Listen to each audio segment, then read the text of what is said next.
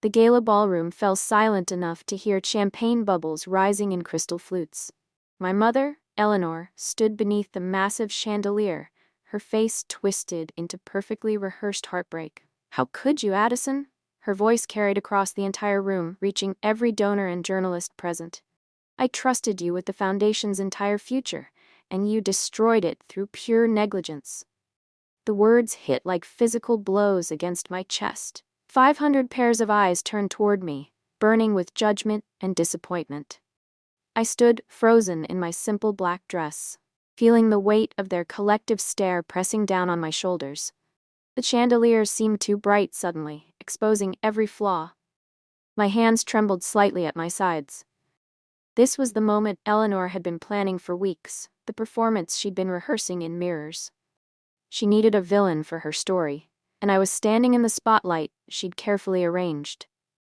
The room held its breath, waiting for my response. I could feel my pulse in my throat. Everything I'd built was crumbling around me, and my own mother was holding the hammer. The mistake everyone was whispering about was a missed payment of $200,000. The money was supposed to fund a new children's medical wing at the local hospital. Now the entire project was threatened with cancellation, and sick children would suffer because of it. But here was the truth nobody in this room knew. It wasn't my error at all. Eleanor had forgotten the payment deadline during her weekend trip to Aspen with her new boyfriend, Marcus. She'd been too busy posting photos of mountain views and expensive dinners to remember her responsibilities to the foundation. Now she stood pointing at me, her only daughter, with cold calculation flickering in her perfectly made-up eyes. She wasn't asking for help or forgiveness. She was demanding I become her sacrifice, her scapegoat for public consumption.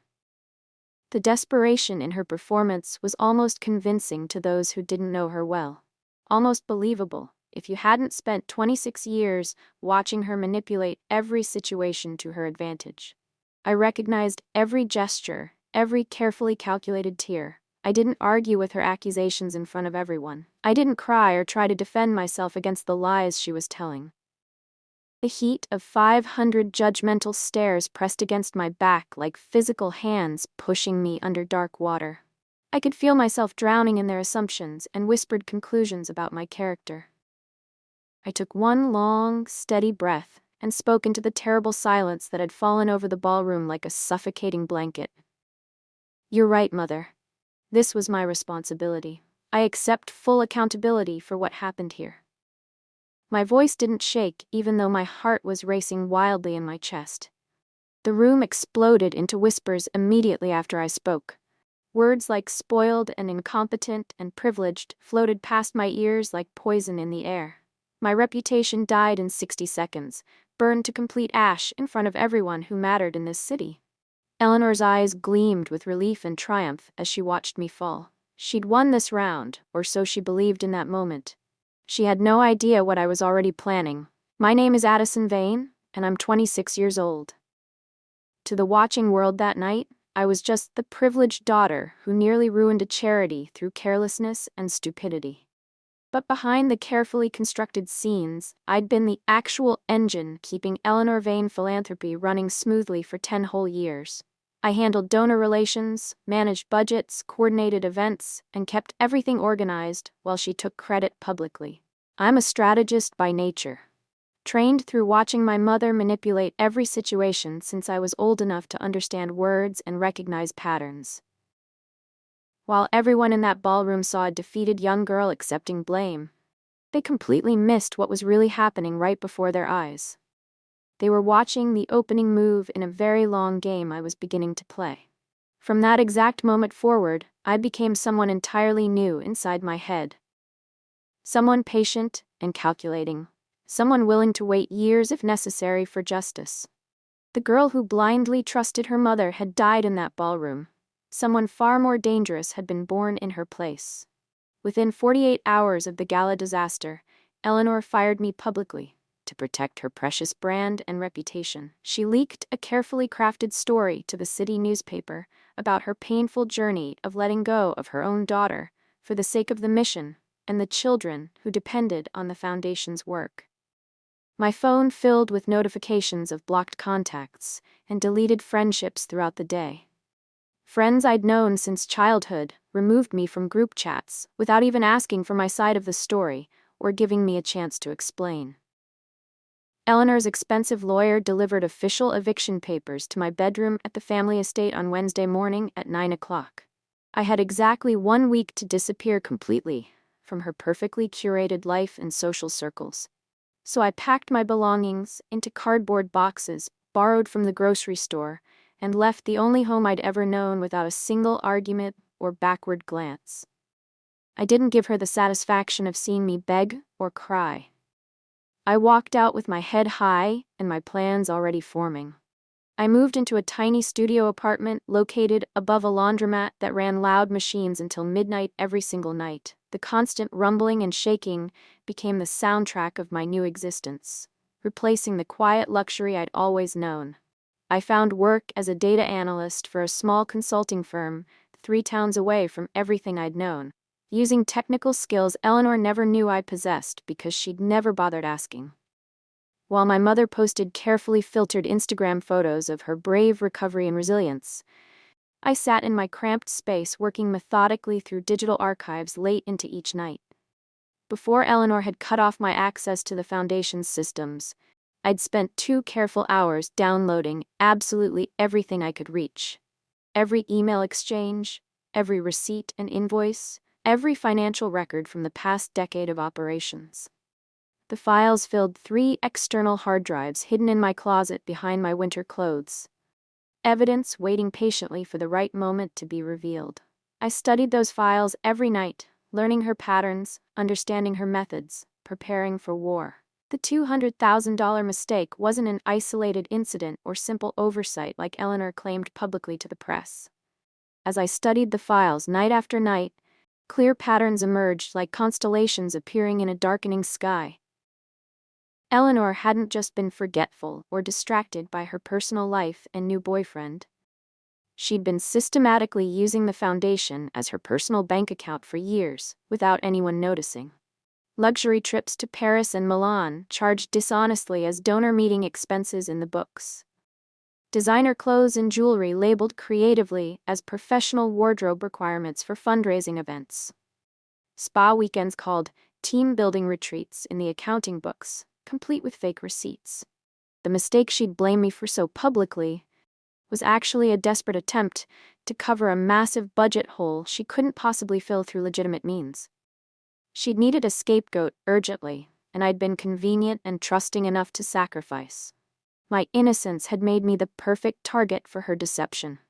She'd counted on my love and loyalty to keep me silent forever.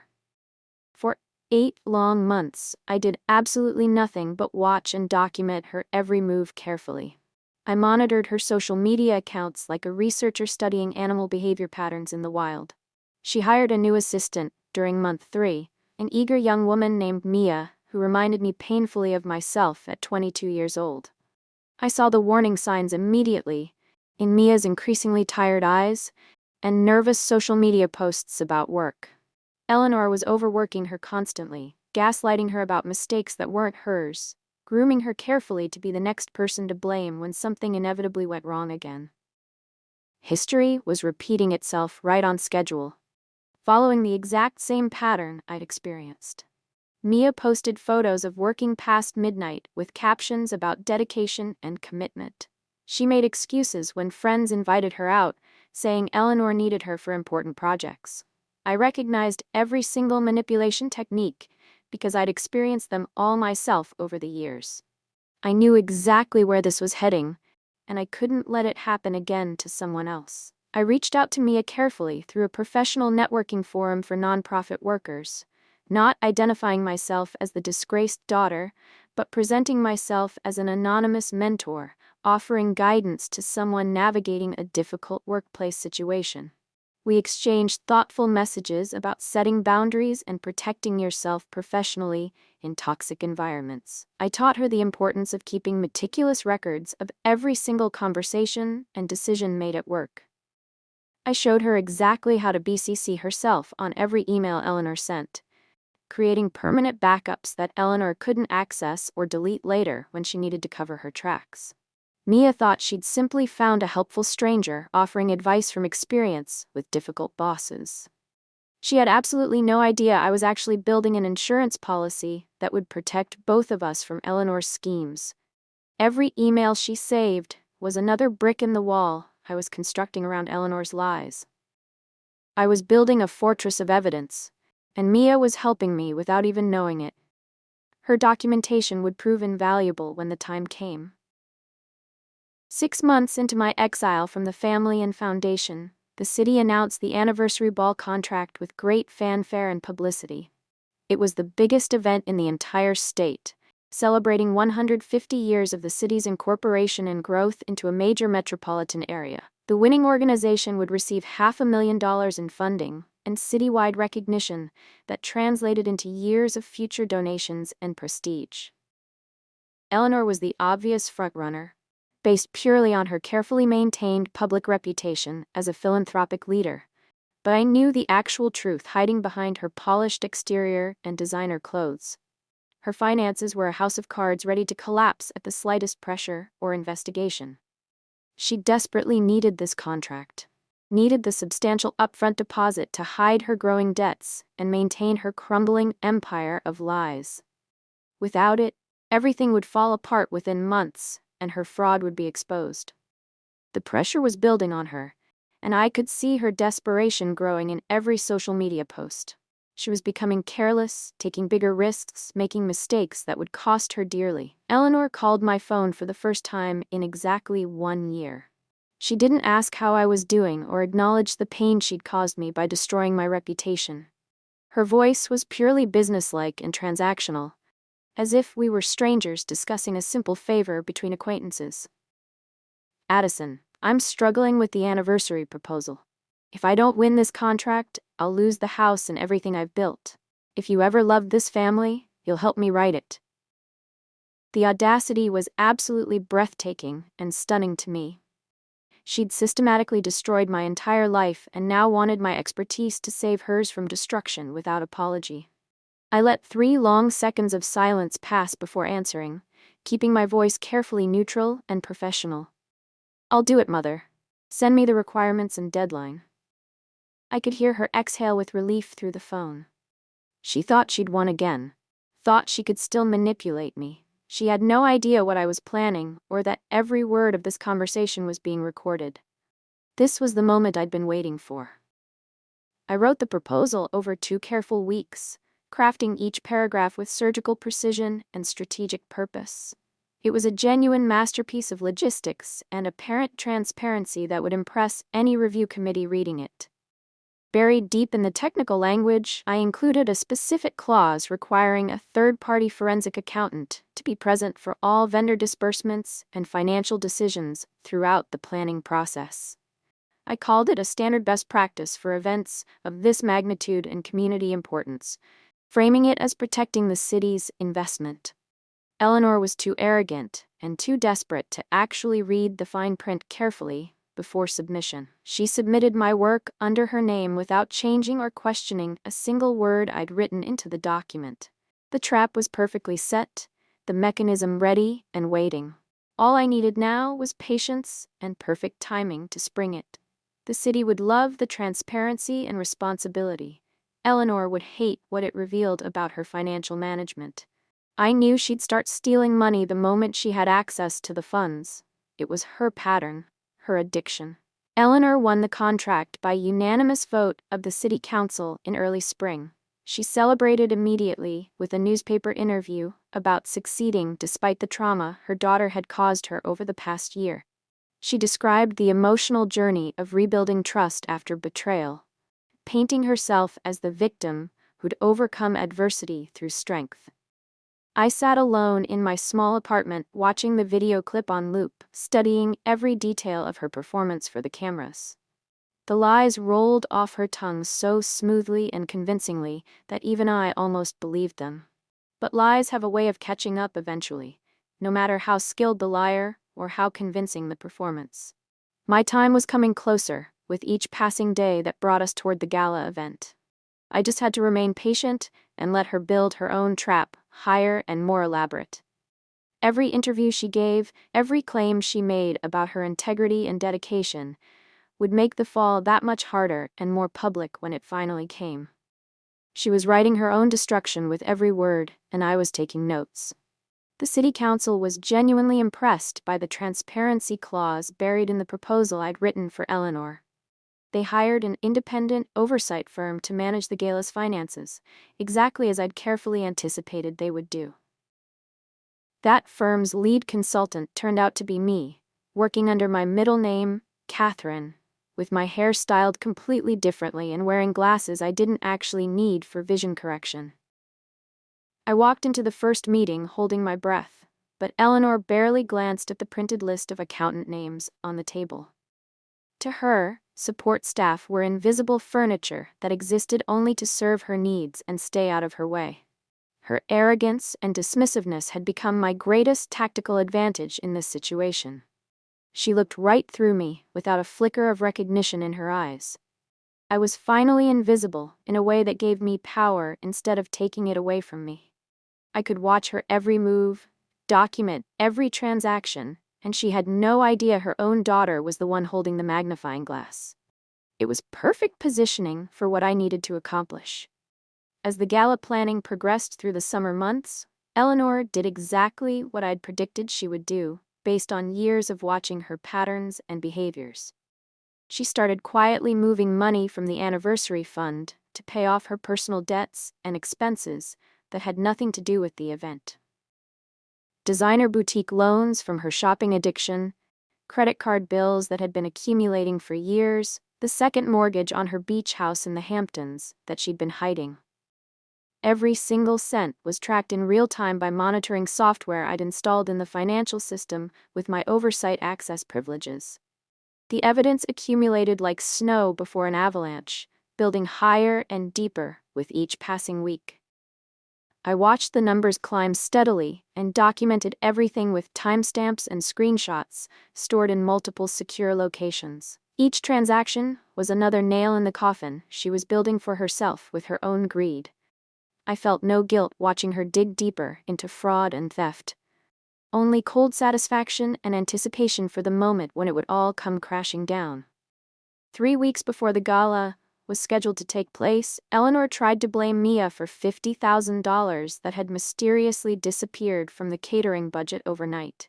She screamed at the young woman in the middle of the foundation office, her voice carrying clearly through closed doors to the other staff. Staff members froze at their desks, pretending not to hear the abuse happening just feet away. But Mia didn't fold or crumble like I had done a year ago in that ballroom. She stood up straighter, looked Eleanor directly in the eye without flinching, and said 5 words that changed everything in that moment.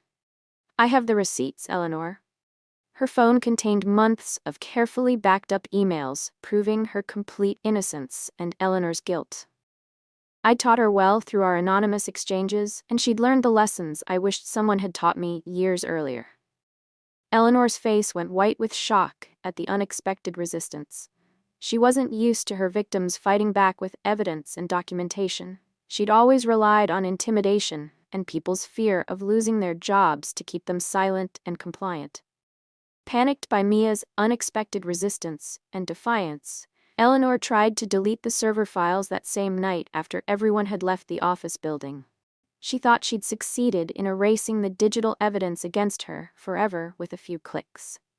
She didn't know the critical fact that I'd set up the server to mirror directly to my personal laptop in real time weeks ago. Every single file she deleted still existed in my possession, backed up and secured in multiple locations. Every cover-up attempt was documented with timestamps showing exactly when she'd tried to destroy evidence. She was digging her grave deeper with each desperate move, and I was carefully counting every shovelful of dirt she threw out. The panic was making her sloppy and careless in ways she never would have been before. She was leaving tracks everywhere now, too frightened to think clearly about consequences. Her confidence was crumbling, and it showed in her increasingly erratic decisions and paranoid behavior. I watched it all unfold from my invisible position, taking notes and building my case stronger with each mistake she made. At the final walkthrough 1 week before the event, Eleanor pulled me aside in the empty ballroom while workers adjusted lighting overhead for the evening. She still didn't recognize me at all behind my professional disguise and different mannerisms I'd adopted. She leaned close and whispered that she needed to adjust the final numbers because her daughter had stolen from her again last year. She actually used those exact words, accusing me of stealing from her when she was the thief.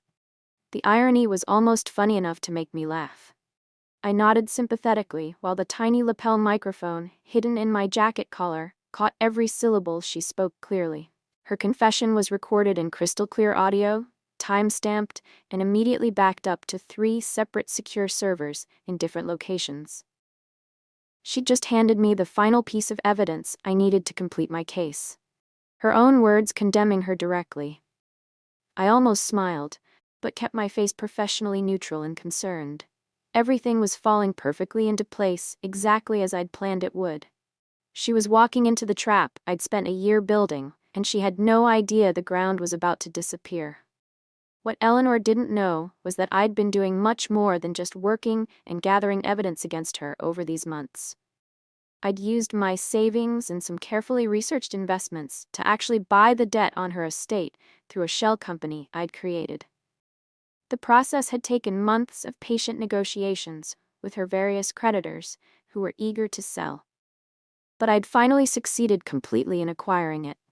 My mother was literally living in a house I now owned legally, sleeping under a roof with my name on the legal deed filed at the courthouse. She had absolutely no idea her daughter held the power to evict her whenever I chose to use it for maximum impact. The woman who'd thrown me out onto the street was living in my property now. The reversal was poetic and satisfying in ways I couldn't fully express. I kept the documents in a safe deposit box at the bank, waiting for the right moment to reveal this truth to her. It wasn't time yet to use that particular weapon, but soon it would be. Everything had its proper timing in the plan I'd constructed so carefully. The board of directors hadn't been completely fooled by Eleanor's performance that night 1 year ago at the original gala disaster. Several senior members had suspected the actual truth, but lacked concrete proof they could act on legally without exposing themselves to lawsuits. They'd been the ones who quietly funded my anonymous consulting firm, giving me the resources and authority to investigate properly without Eleanor's knowledge or interference. They needed a clean way to remove a local legend without creating a scandal that would damage the entire philanthropic community's reputation in the city. I was their surgical instrument, and they were giving me room to work without interference or questions. They wanted justice, but needed it done carefully and legally. We communicated through encrypted emails on secure servers. They knew everything I was discovering in my investigation. They were waiting patiently for the moment I would strike with all the evidence. The board had been protecting me all along, and I'd been protecting them by building an airtight case. We were partners in bringing down someone who'd damaged too many people for too many years. The anniversary ball arrived on a cool October evening with perfect weather and clear skies. Eleanor stood backstage in a designer gown worth thousands of dollars, rehearsing her acceptance speech for the recognition she fully expected to receive from the city. Behind her on the main stage, a massive screen was set up to display a montage of the city's historical photographs spanning 150 years of growth. The technical crew had tested it thoroughly that afternoon under her supervision, and she'd approved every detail. Everything appeared ready and perfect for her moment of triumph. Eleanor had no idea the presentation had been changed after she'd left the venue for her hair appointment. She had no idea what was about to happen in front of the entire city leadership. She stood there smiling confidently, adjusting her jewelry, completely unaware of what I'd prepared. I watched from the shadows backstage, my heart pounding wildly. This was it, the moment I'd been building toward for an entire year. All the patience, all the planning, all the evidence was about to be revealed. Justice was finally coming. The lights dimmed as Eleanor walked onto the stage with practiced grace, her smile bright and practiced for the cameras and audience. She began speaking about service and dedication, about sacrifice and commitment to the community she claimed to love so deeply. Behind her, the massive screen flickered to life right on cue with perfect timing. But instead of historical photographs of the city, it showed bank transfers in clear detail that everyone could read. Dates, amounts, account numbers, Eleanor's signature on every single document proving the transactions. Then the audio system crackled loudly throughout the ballroom. Her voice from 1 year ago filled the entire space, the recording from the coat room where she'd admitted framing me to her assistant before the gala. Every word was perfectly clear and damning to anyone listening. Addison is too trusting. She'll take the blame if I cry enough. She always does what I want. The audience gasped collectively in shock. Eleanor froze mid-sentence on stage, her face draining of all color instantly. She turned to look at the screen, her mouth falling open in horror. The ballroom fell into the same terrible silence I remembered from that night exactly 1 year ago when she blamed me. Eleanor's face turned white as paper, all blood draining away from her skin. She spun toward the screen behind her, then toward the shocked audience filling the room, her mouth opening and closing without any sound emerging from her throat. Her eyes scanned the crowd desperately until they finally found me standing at the back of the room near the entrance. I wasn't hiding anymore behind different hair and glasses and false names to protect myself. I stood in plain sight, dressed professionally in a suit, the consultant who had just dismantled her entire world on the biggest stage possible. Recognition and horror bloomed across her face like poison flowers opening. She understood everything in that single moment of clarity. I saw it in her eyes, the realization hitting her. She knew I'd planned this revenge. She knew she'd walked directly into my trap. She stumbled backward on stage, nearly falling in her expensive heels, reaching for support that wasn't there. Security began moving toward the stage from the sides. Police officers were waiting in the lobby to ask questions about the embezzlement evidence I'd provided them earlier that week through official channels. As security escorted Eleanor from the stage through the side door, she pulled away violently and stumbled toward me through the crowd of shocked guests. Her hands reached out desperately, grabbing my arms with trembling fingers. "Addison, tell them it was a mistake. Help me. I'm your mother." Her voice broke on the last word, tears running down her face and ruining her makeup. I looked into her eyes and saw real fear for the first time in my entire life with her. I leaned close enough that only she could hear my whispered response over the crowd's noise and confusion. "I already accepted your mistake once, Mother. I'm not doing it again for you." Her hands fell away from my arms slowly. Security officers led her away firmly as she kept looking back at me with pleading eyes. I stood perfectly still, watching her go without any emotion on my face.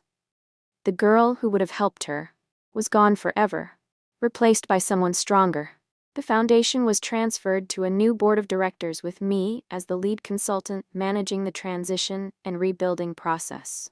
I moved back into my childhood home within a month of Eleanor's arrest, but her name appeared nowhere on any legal document or deed. It was my house now, completely and legally mine through the debt purchase. I sat on the front porch one evening, watching the sunset paint the sky in shades of orange and pink and purple. The best revenge isn't loud or violent or immediate like people think. It's patient and precise and perfectly timed for maximum impact. It's watching everything fall into place exactly as you planned it, while your enemy builds their own prison brick by brick. Because in the end, those who wait don't just win the game.